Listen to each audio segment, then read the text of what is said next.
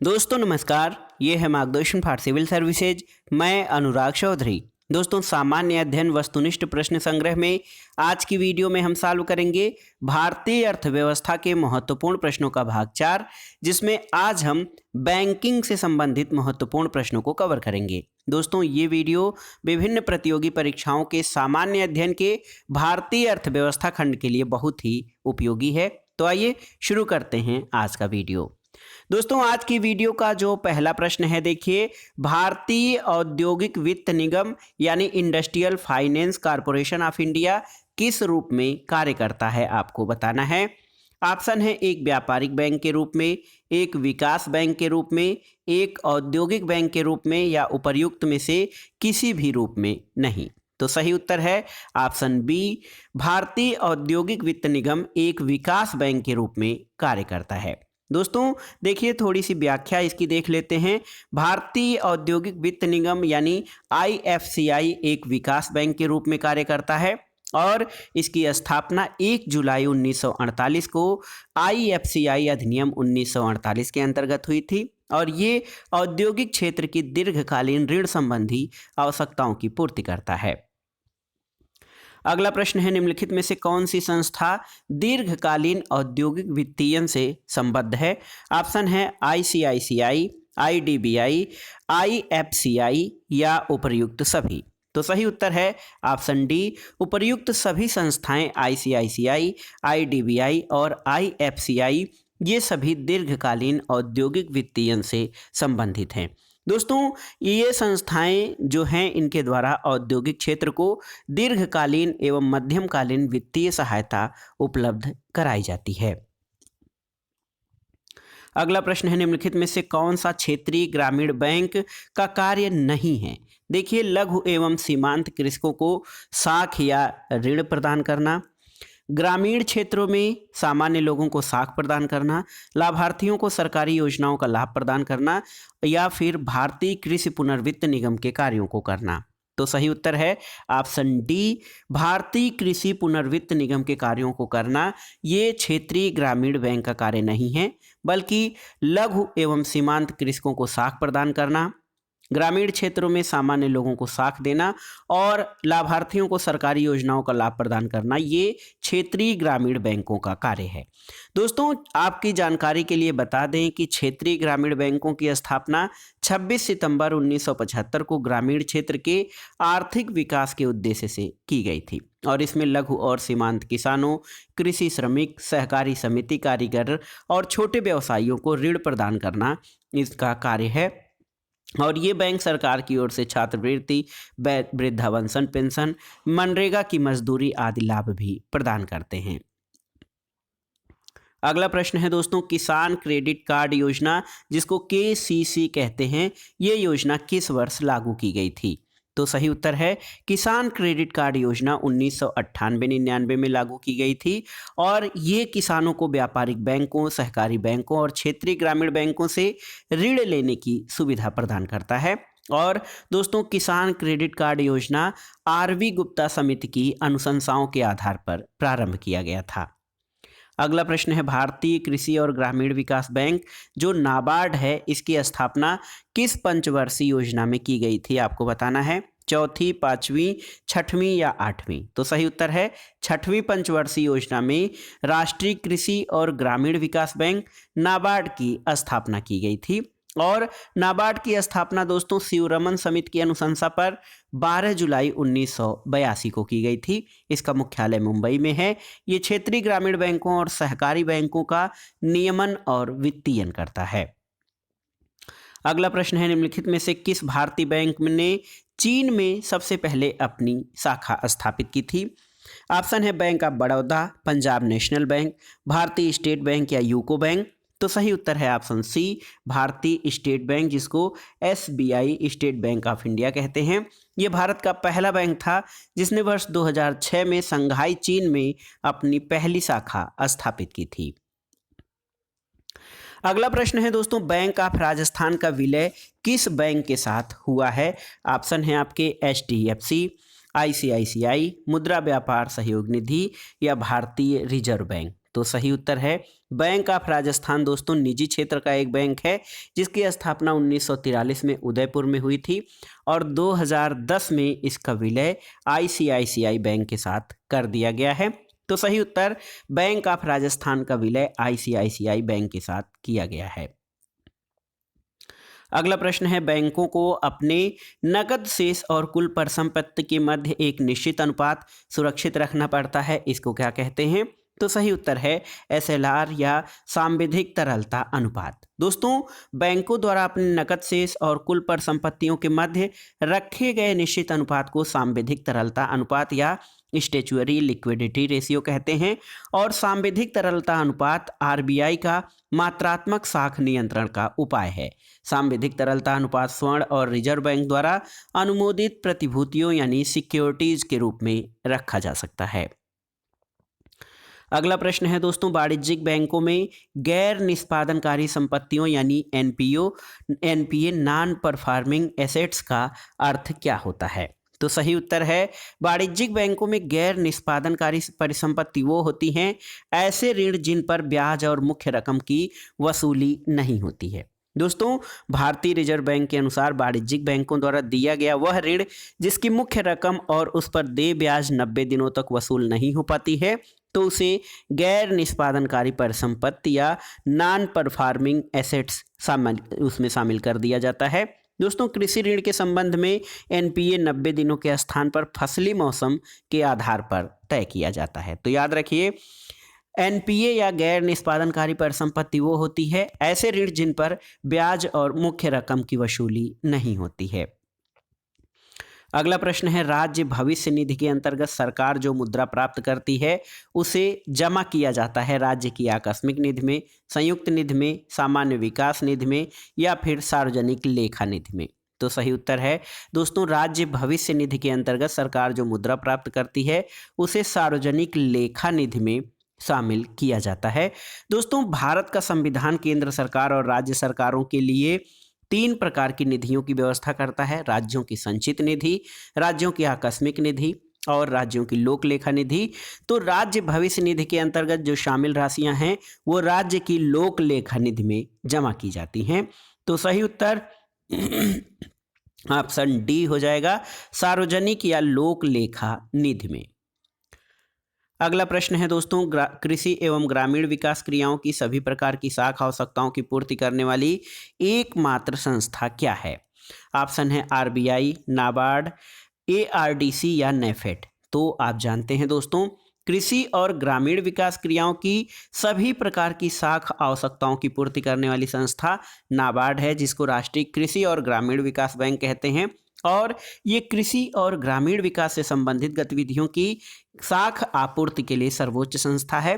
दोस्तों 12 जुलाई 1982 को नाबार्ड की स्थापना की गई थी। अगला प्रश्न है दोस्तों ब्याज की वह दर जिस पर भारतीय रिजर्व बैंक वाणिज्यिक बैंकों को अल्पावधि ऋण देता है कहलाती हैं। ऑप्शन है repo rate, reverse repo rate, प्रमुख या प्राथमिक उधारी दर या उपर्युक्त में से कोई नहीं। तो सही उत्तर है रेपो रेट, ऑप्शन ए सही है। ब्याज की वह दर जिस पर आरबीआई वाणिज्यिक बैंकों को अल्पावधि ऋण देता है रेपो रेट कहलाती हैं।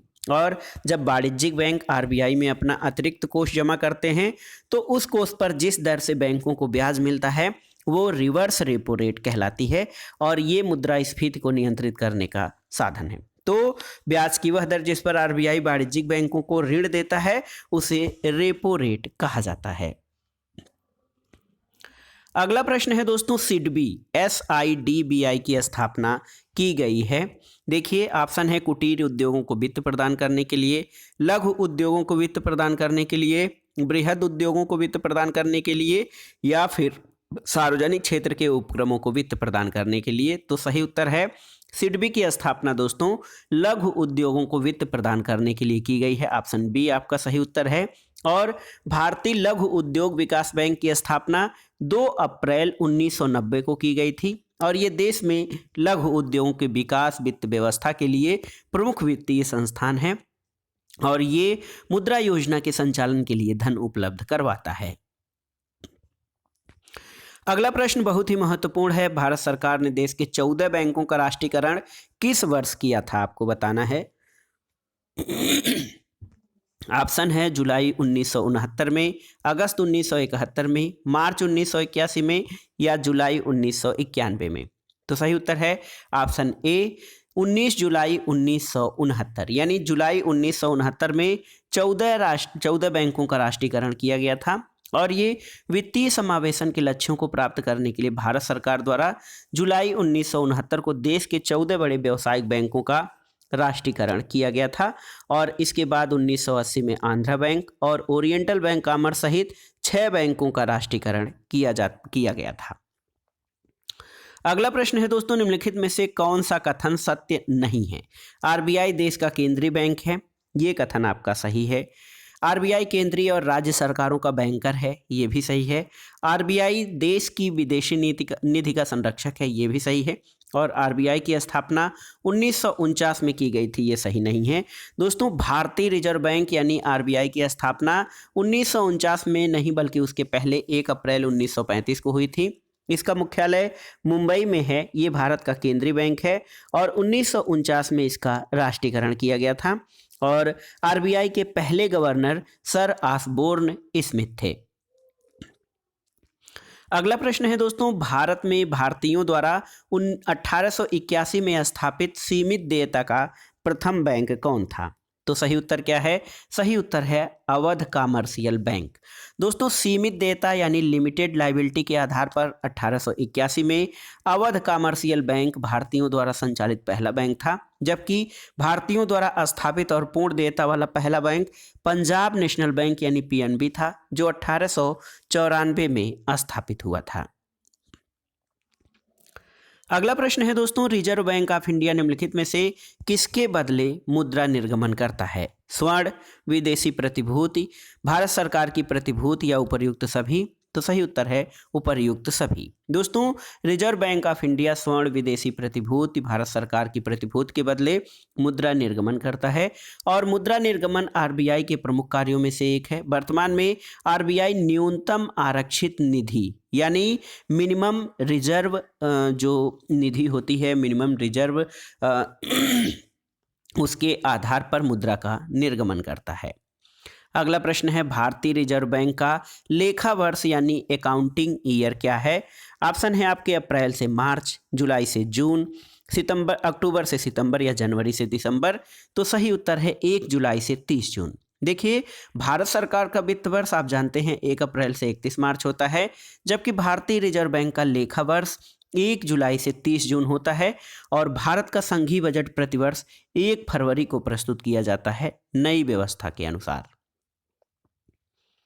अगला प्रश्न है, वाणिज्यिक प्रपत्र निम्नलिखित में से किसके लिए साख का स्रोत हैं, आपको बताना है।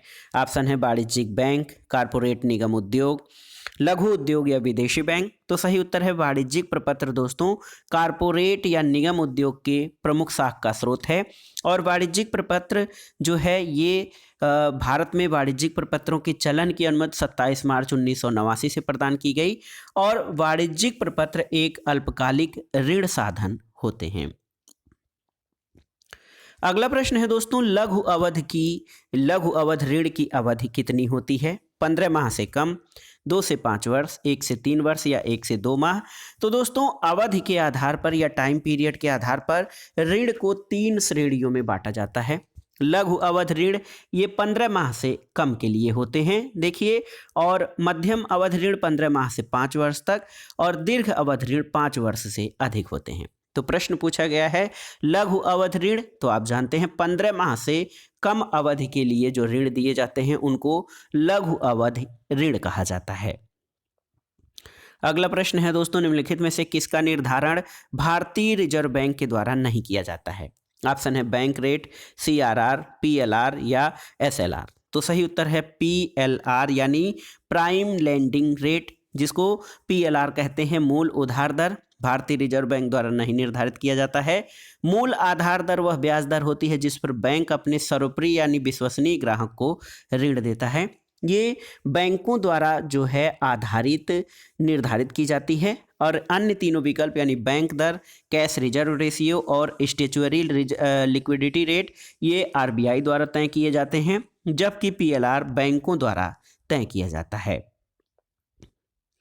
अगला प्रश्न है दोस्तों, सीआरआर में वृद्धि होने से अर्थव्यवस्था पर कौन से प्रभाव होंगे? ऑप्शन है बैंकों की ऋण देने की क्षमता में वृद्धि होगी, बैंकों की ऋण देने की क्षमता में कमी आएगी, तरलता में वृद्धि होगी या ब्याज दरों में कमी आएगी।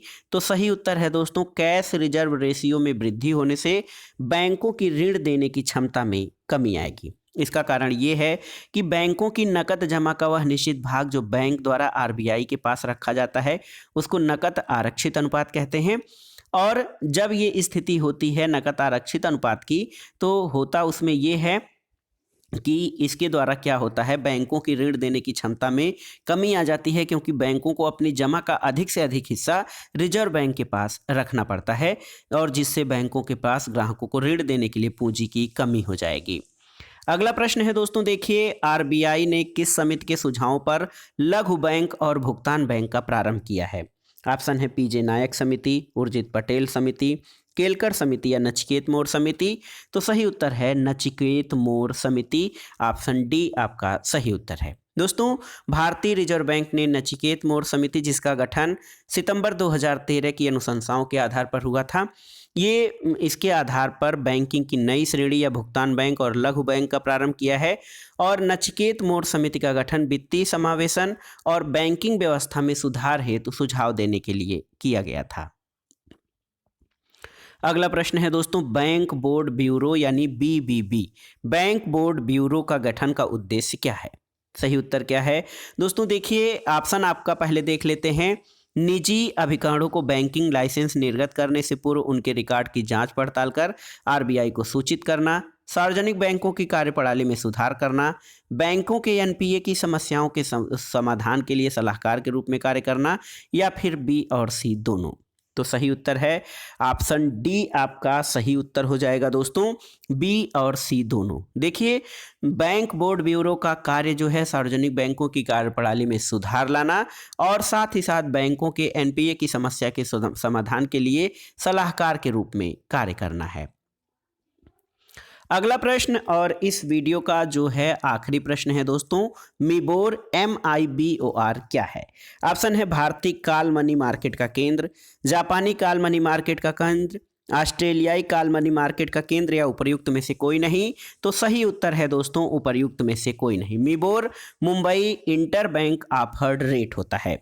मिबोर का फुल फॉर्म है Mumbai inter bank offered rate. वह ब्याज दर है जिस पर भारतीय अंतर बैंक बाजार में एक बैंक द्वारा अन्य बैंकों को अल्पावधि के लिए ऋण प्रदान किया जाता है। इंग्लैंड में इसे लिबोर यानी London inter bank offered rate कहते हैं और भारत में इसे मिबोर यानी Mumbai inter bank offered rate कहा जाता है। तो दोस्तों ये था आज का वीडियो। सामान्य अध्ययन के अंतर्गत महत्वपूर्ण भारतीय अर्थव्यवस्था के महत्वपूर्ण प्रश्नों का चौथा भाग था, जिसमें हमने बैंकिंग से रिलेटेड महत्वपूर्ण प्रश्नों को कवर किया जो आपके आगामी परीक्षाओं के लिए बहुत ही उपयोगी तथा महत्वपूर्ण हैं। दोस्तों वीडियो आपको कैसा लगा हमें कमेंट बॉक्स में ज़रूर बताइएगा। वीडियो को लाइक करें, शेयर करें और इस चैनल मार्गदर्शन फॉर सिविल सर्विसेज को सब्सक्राइब करें। वीडियो देखने के लिए धन्यवाद दोस्तों, नमस्कार।